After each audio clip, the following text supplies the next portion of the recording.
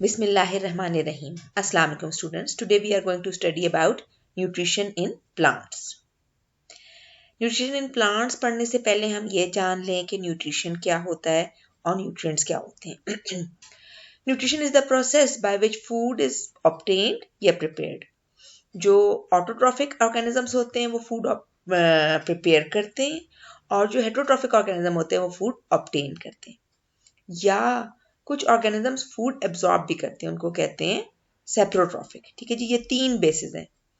Obtain करने वाले heterotrophic, prepare करने वाले ऑटोट्रॉफिक, एब्जॉर्ब करने वाले सेप्रोट्रॉफिक. ठीक है जी. और फिर उसको एसिमिलेट कर लेते हैं अपनी बॉडी में for growth and energy. Nutrients क्या हैं? Elements and compounds that organism obtain या यूज करते हैं फॉर एनर्जी और synthesis of new material. So plants की अगर हम बात करें तो प्लांट्स को कुछ चीज़ें एयर से चाहिए, कुछ सॉइल से चाहिए.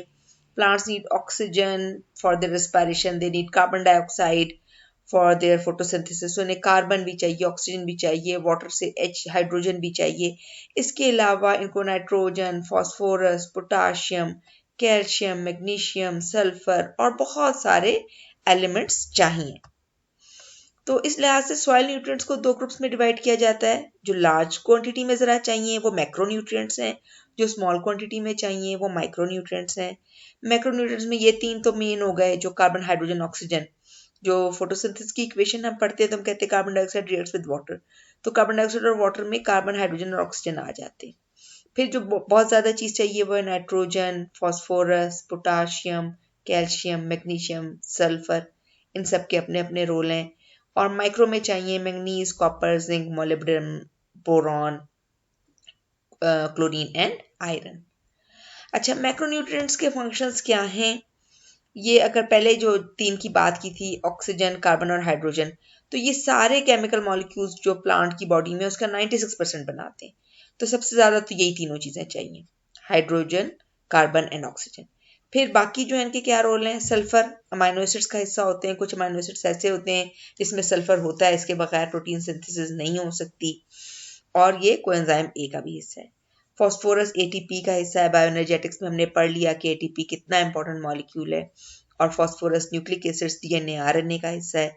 इसके अलावा हर मेम्ब्रेन जो बनी हुई है वो फॉस्फोलिपिड्स की बनी हुई है, तो उसमें फॉस्फेट जरूरी है. मैग्नीशियम क्लोरोफिल मॉलिक्यूल का हिस्सा है, प्रोटीन्स का हिस्सा है, एंजाइम्स का हिस्सा है. कैल्शियम के जरिए सेल वॉल बनती है, पर्टिकुलरली जो प्राइमरी सेल वॉल है. कोफैक्टर्स, एक कोफैक्टर के तौर पे काम करता है एंजाइम्स के साथ, और सेलुलर मेम्ब्रेन्स का भी हिस्सा है. पोटाशियम बड़ा इंपॉर्टेंट है ऑस्मोसिस और आयनिक बैलेंस के लिए, और ये स्टोमेटल ओपनिंग और क्लोजिंग, स्टोमेटा की ओपनिंग और क्लोजिंग में पोटाशियम का बड़ा इंपॉर्टेंट रोल है.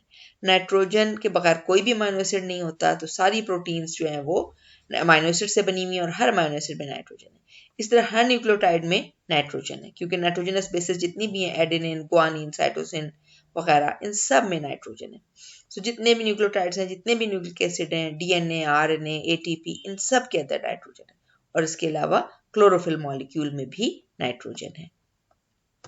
अगर माइक्रोन्यूट्रिएंट्स की बात करें तो बोरॉन जो है वो शुगर ट्रांसपोर्ट में, सेल डिवीजन में और अमाइनो एसिड प्रोडक्शन में इंपॉर्टेंट है. क्लोरीन जो है वो टर्जिडिटी को रेगुलेट करता है और डिजीजेस से बचने के लिए इंपॉर्टेंट है.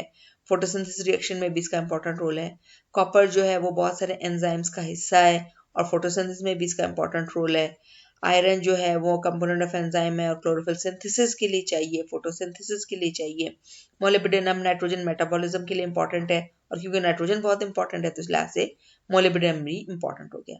और ये एसेंशियल है नाइट्रोजन फिक्सेशन बाय लिग्यूम्स के लिए. ये जब आप नाइट्रोजन साइकिल पढ़ेंगे तो आपको पता चलेगा कि नाइट्रोजन फिक्सेशन क्या है. मैंगनीज क्लोरोप्लास्ट प्रोडक्शन के लिए इंपॉर्टेंट है. ये कोफैक्टर है बहुत से प्लांट रिएक्शंस का और बहुत से एंजाइम्स को एक्टिवेट करता है. Zinc is the component of many enzymes and it is essential for plant hormone balance, और एक बड़ा इंपॉर्टेंट प्लांट हार्मोन है ऑक्सिन, उसकी एक्टिविटी के लिए. सो मिनरल डेफिशिएंसीज किसी भी तरह की हो जाए तो प्लांट के ऊपर कोई ना कोई सिम्टम्स आ जाते हैं. खास तौर पे पत्तों का रंग तब्दील हो जाएगा, कहीं से वो येलो हो जाएंगे, कहीं से वाइट हो जाएंगे, कहीं डार्क ग्रीन हो जाएंगे, कहीं साइडों से येलो होने शुरू हो जाएंगे, कहीं पैचेस आ जाएंगे, कहीं टॉप के लीव्स सही होंगे, कहीं बॉटम के लीव्स खराब होंगे वगैरह. कहीं मतलब कुछ डेफिशिएंसीज ऐसी हैं जो कि न्यू ग्रोथ के ऊपर ज़्यादा इफेक्ट करती हैं। कुछ डेफिशिएंसीज ऐसी हैं जो ओल्ड ग्रोथ के ऊपर ज़्यादा इफेक्ट करती हैं। सो आपकी बुक में 2 ही के ऊपर फोकस किया गया, तो हम इसी के ऊपर फोकस करेंगे, role of nitrogen and role of magnesium. ये देखें, ये वो प्लांट है जिसको नाइट्रोजन मिला है, और इसी तरह का बिल्कुल ऐसे ही प्लांट अगर उसको सब चीज़ें वही दी जाएं लेकिन एक नाइट्रोजन ना दिया जाए तो उसकी ये हालत हो जाएगी। सो प्लांट कैसे नाइट्रोजन हासिल करते हैं? They get nitrogen in the form of nitrates from the soil. Air में जितनी मर्जी नाइट्रोजन है उसको प्लांट्स कभी भी डायरेक्टली एब्जॉर्ब नहीं कर सकते। प्लांट्स को नाइट्रेट की फॉर्म में नाइट्रोजन चाहिए होता है और सॉइल में चाहिए होता है। नाइट्रोजन, क्योंकि अभी हमने बात की कि हर अमीनो एसिड के अंदर नाइट्रोजन ज़रूरी है, तो जितनी भी प्रोटीन्स हैं उन सब के लिए नाइट्रोजन चाहिए, जितने भी हार्मोन्स हैं उन सब का हिस्सा है नाइट्रोजन। फिर क्लोरोफिल मॉलिक्यूल का जो हिस्सा है वो नाइट्रोजन है। विटामिन्स, एंजाइम्स, स्टेम ग्रोथ के लिए, लीफ ग्रोथ के लिए, इन सब के लिए एसेंशियल है नाइट्रोजन। लेकिन एक्सेस किसी भी, हर चीज़ का एक नॉर्मल लेवल अच्छा होता है, ज़्यादती भी ख़राब होती है, कमी भी ख़राब होती है। सो एक्सेस जो है, इसकी वजह से क्या होता है कि फ्लावरिंग डिले हो जाती है, फ्रूटिंग डिले हो जाती है, लीव्स और स्टेम ही ग्रो करते चले जाते हैं। डेफिशिएंसी से क्या होता है, येलोइंग ऑफ लीव्स हो जाती है और ग्रोथ कम हो जाती है, रुक जाती है, स्टंटेड ग्रोथ हो जाती है। मैग्नीशियम का क्या रोल है? बेसिक रोल ये है कि it is the component of chlorophyll और एंजाइम्स का भी हिस्सा है। ये देखें, एक एक्सपेरिमेंट में ये किया गया कि एक प्लांट को एडिक्वेट क्वांटिटी में मैग्नीशियम दिया गया, एक को लो में। तो इसका ग्रीन कलर देखें कितना प्रॉपर है, इसमें क्लोरोफिल नॉर्मल बना है और इसमें क्लोरोफिल नॉर्मल नहीं बना। पिछले में भी आप देखें, ये ग्रीन क्यों नहीं है लीफ? क्योंकि इसमें क्लोरोफिल नहीं बना, नाइट्रोजन नहीं होगा तो क्लोरोफिल नहीं बने।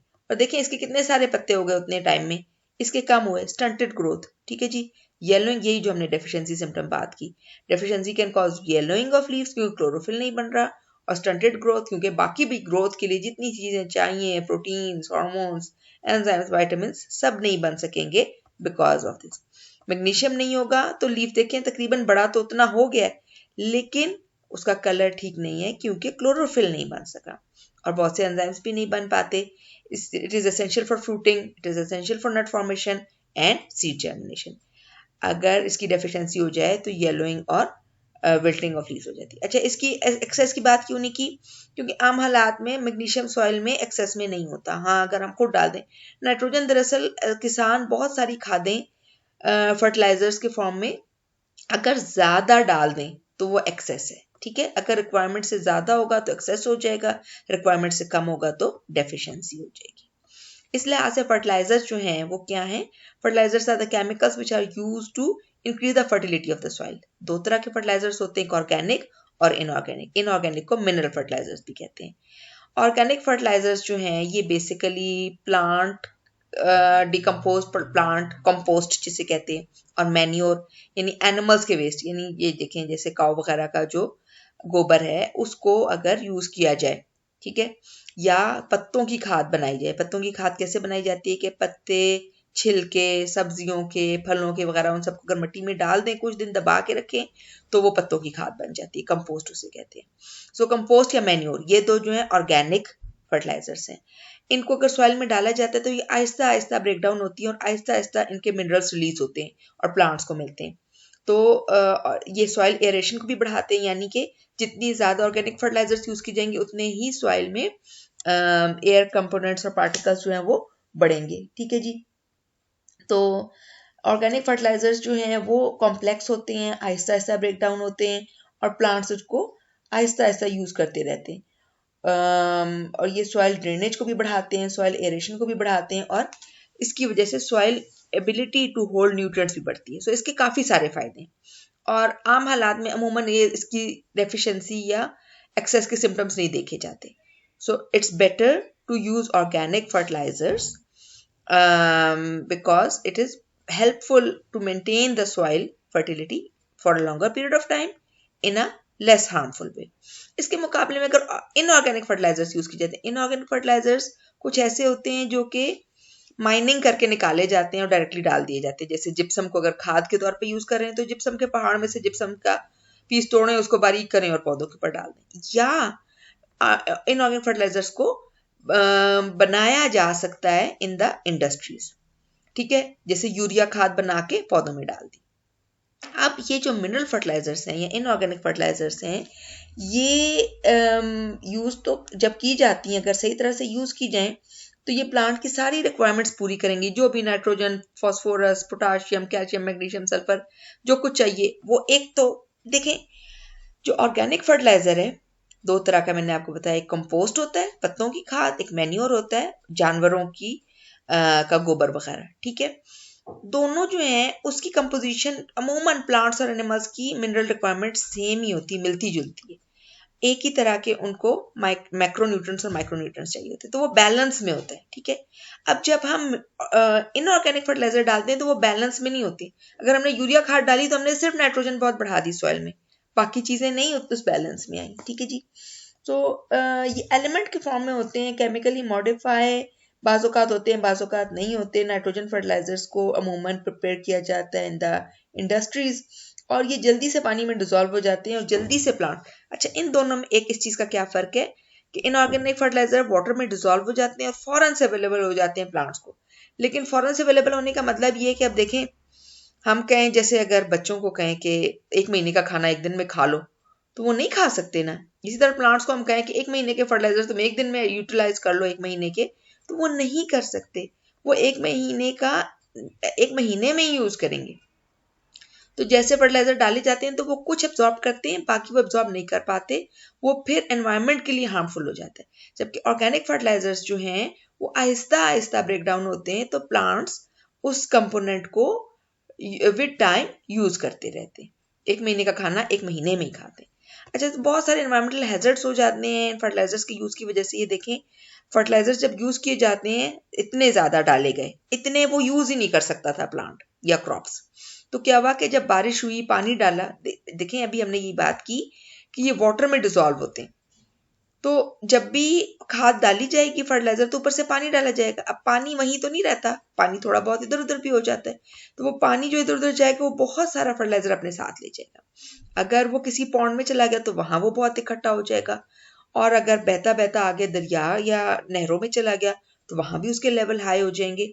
तो उसकी वजह से बहुत सारी चेंजेस आएंगी इन नियर वाटर बॉडीज, खास तौर पे standing water body. Standing water body किसको कहते हैं? जिसका पानी चल ना रहा हो। ये रनिंग वाटर बॉडी है जिसका पानी बह रहा है, और ये स्टैंडिंग वाटर बॉडी है जिसका पानी नहीं बह रहा। तो स्टैंडिंग वाटर बॉडी में बहुत ज्यादा चेंजेस आते हैं। अमूमन जो सबसे ज्यादा चेंज आता है वो कहलाता है यूट्रोफिकेशन। यूट्रोफिकेशन में क्या होता है कि जब फर्टिलाइजर खेतों में डाले जाते हैं तो बारिश के साथ, या जो किसान ने पानी लगाया नहरों का या ट्यूबवेल का, उसके साथ वो बहुत सारा फर्टिलाइजर बह के ऊपर ही ऊपर से पानी में आ गया, ठीक है। या अगर ऊपर से नहीं भी आया तो अगर जमीन के नीचे भी चला गया तो नीचे से भी वो लीच करके मूव करके पानी में ही आ जाएगा। अब जब पानी में नाइट्रोजन फर्टिलाइजर खासतौर पे ज्यादा हो जाते हैं तो वो किसकी ग्रोथ को बढ़ा देते हैं? एलजी की ग्रोथ को। एलजी बहुत तेजी से बढ़ते हैं और एक पूरी लेयर ऊपर ग्रीन बना देते हैं। जब लेयर ऊपर ग्रीन बन जाती है तो वो सनलाइट को ब्लॉक कर देती है। जब सनलाइट को ब्लॉक कर देती है तो नीचे जितना भी पानी है वहां पे फिश सफोकेट हो जाती है, उनको ऑक्सीजन नहीं मिलती, क्योंकि नीचे प्लांट्स ऑक्सीजन नहीं बना सक रहे और ऊपर से ऑक्सीजन आ नहीं सक रही। तो बहुत सारी फिश, सारी उस एरिया की फिश मर जाएगी, फिर कुछ अरसे में वो एलजी भी मर जाएंगे। तो ये पूरा एक तबाही का ऐसा कुछ सीन होगा। नहरों में, दरियाओं में, पॉन्ड्स में, लेक्स में खास तौर पे ऐसी सिचुएशन हो जाएगी। So adding fertiliser to the crops in large quantity can be very harmful for the environment because it can kill all life forms in rivers, lakes and ponds. ठीक है जी। इसके अलावा एनवायरमेंटल हैजर्ड्स क्या है? पहला तो ये यूट्रोफिकेशन जो भी हमने डिस्कस किया कि जब भी ज्यादा नाइट्रोजन फर्टिलाइजर्स डाली जाएं तो वो बह के कहीं पानी में चली जाएंगी, और जहां भी जाएंगी वहां एलजी की ग्रोथ को बढ़ा देंगी। एलजी की ग्रोथ बढ़ेगी तो फिर वो एक ऊपर लेयर बना देंगे, नीचे वाले सारे एनिमल्स और प्लांट्स मर जाएंगे और कुछ अरसे में वो एलजी भी मर जाएगी। अच्छा, फिर दूसरा क्या इफेक्ट है कि emission of green house gases इसकी वजह से बढ़ जाता है। जहां भी आर्टिफिशियल फर्टिलाइजर्स या मिनरल फर्टिलाइजर्स, इनऑर्गेनिक फर्टिलाइजर्स को रखा जाता है या यूज किया जाता है, उसकी वजह से एक खास तरह की ग्रीन हाउस गैस है नाइट्रस ऑक्साइड। नाइट्रोजन फर्टिलाइजर जब यूज की जाती हैं या स्टोर की जाती हैं तो वो नाइट्रस ऑक्साइड्स रिलीज करती रहती है। नाइट्रस ऑक्साइड्स एयर में जाती हैं तो वो ग्रीन हाउस गैस बन के ग्रीन हाउस इफेक्ट बढ़ाती चली जाती है। ठीक है जी। सो जितने ज़्यादा inorganic fertilisers, nitrogen fertilisers use किए जाएंगे, बनाए जाएंगे, रखे जाएंगे, तो ग्रीन हाउस इफेक्ट बढ़ता चला जाएगा, ग्लोबल वार्मिंग बढ़ती चली जाएगी।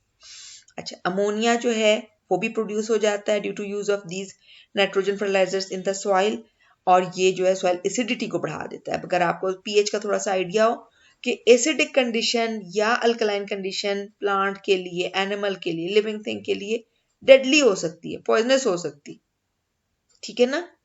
जैसे हमारे लिए एसिड नुकसानदेह है, उसी तरह प्लांट्स के लिए अगर सॉइल एसिडिटी बढ़ गई तो कोई भी क्रॉप वहां ग्रो नहीं कर सकेगी, कोई भी प्लांट नहीं ग्रो कर सकेगा, फिर उसको न्यूट्रलाइज करने के लिए कुछ और डालना पड़ेगा, वहां पे एक और मसला शुरू हो जाएगा।